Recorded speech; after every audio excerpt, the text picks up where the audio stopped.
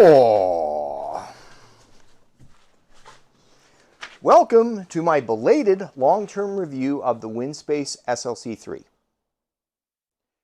As you will recall from my previous videos, and please look at them if you're considering purchasing one of these high-end Chinese frames to build up, but it's generally got an Ultegra build on it with, I'd call it mid-upper level Uleo carbon wheels, C50s, some nice carbon bits, a Hambini bottom bracket, generally high quality.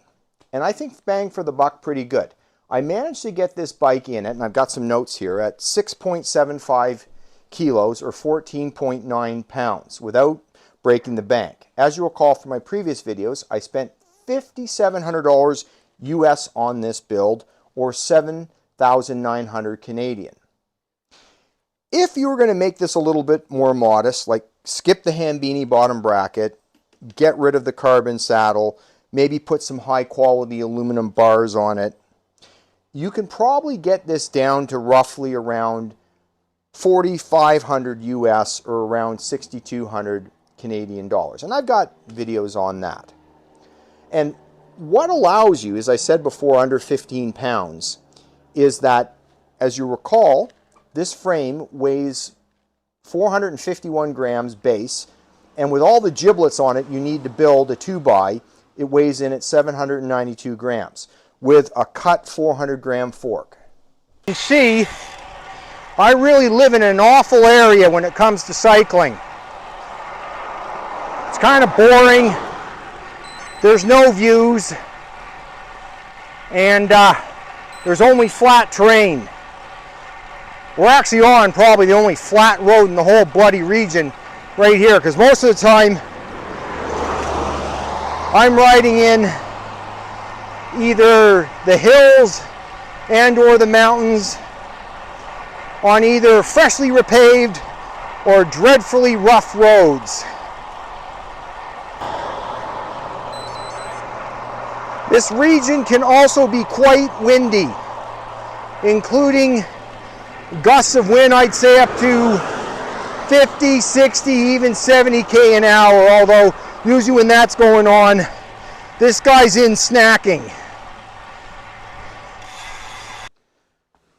I think I was a little over optimistic when I said in my initial video I'd give it 2,000 I've ridden this bike this far, for this long, and I have gained this much elevation.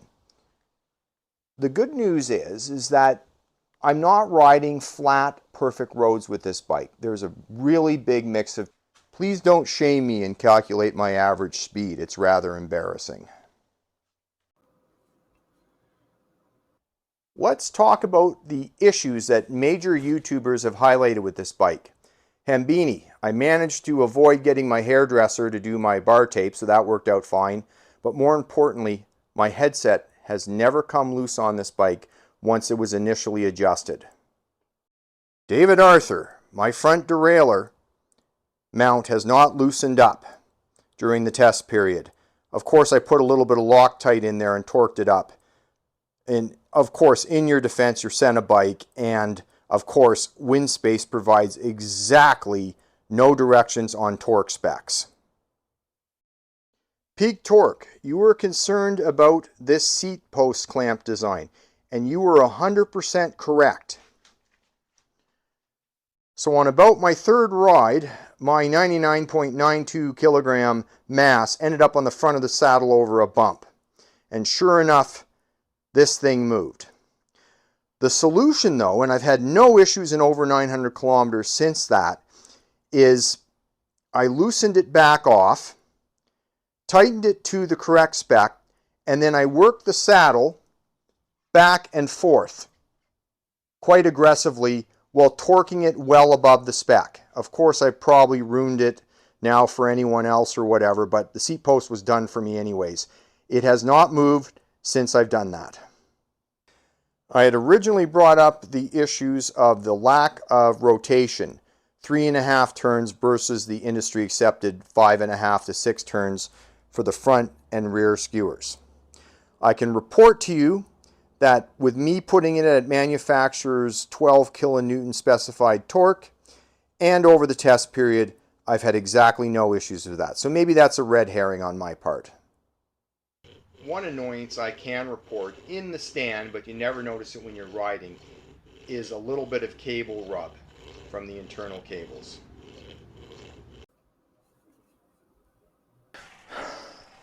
I'm riding this with the Oleo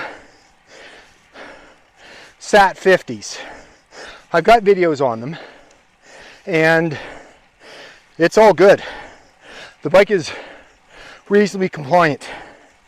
These wheels are 23 mil wide with 30 mil GP 5000s at the silica prescribed 70 and 73.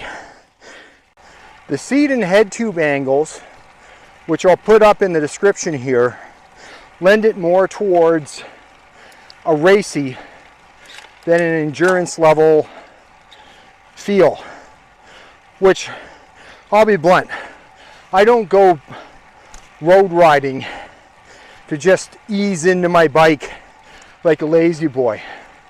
I prefer to be a little bit more on the rivet, as they'll say, with a quicker handling bike. On the rough surfaces that are quite common in my ride area, I've had exactly 0 issues with the compliance of this bike. And that goes into really rough, almost gravel bike-esque pavement.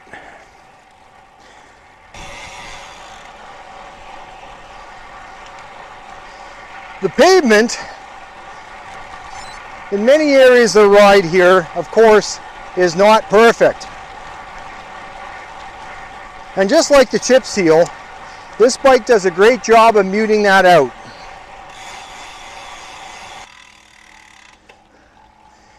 This video is not sponsored by Coyote Driveway Sealing. The bike handles quite well on the excessive bike path road furniture that the city of Penticton has decided to create here on South Main Avenue.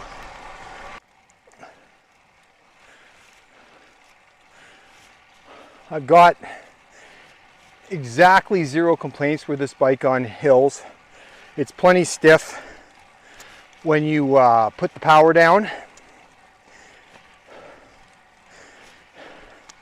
Like I've said in a few of my rides, it's really good at doing cross slopes, because we all know there's nothing more embarrassing than having to do a cross slope because you weigh 99.96 kilograms.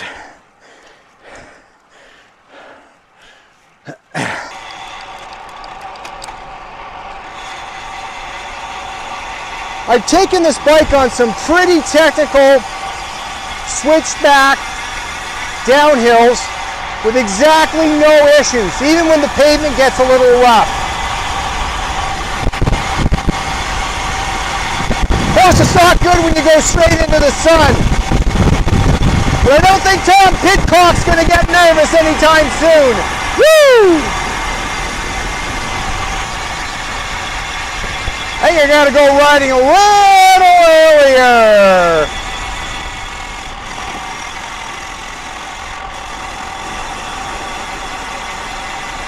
The bike does a really good job of muting out this dreaded chip seal and rough pavement at speed.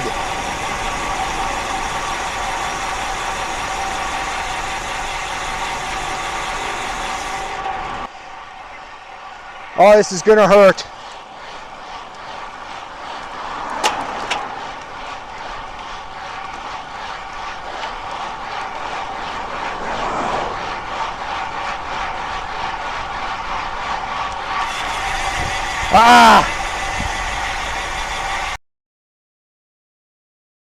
One piece of advice before I wrap this up. If you're thinking about getting one of these bikes, don't just look at the YouTube influencers videos.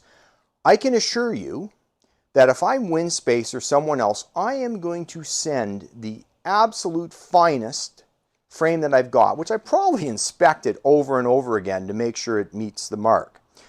Go and look for smaller channels such as mine, which Winspace has no idea who we are if you're thinking about buying this bike. And I've got many video links showing you some potential issues with these bikes. So let's wrap this up. Do I regret buying this bike? Absolutely not. I think for the money and for the value, I couldn't have gone any better. Of course, you're going to have to make the decision about whether or not you want to buy this based on, for instance, the fact that I had to modify the bottom bracket slightly, and there may be this very minor skewer issue. But overall, when I ride this bike, I'm comfortable, it handles well, and it's not destroying my taint. So full marks to Winspace. So with that, like, subscribe. If you've got a comment, please put it below, and we'll see you next time. Ride hard.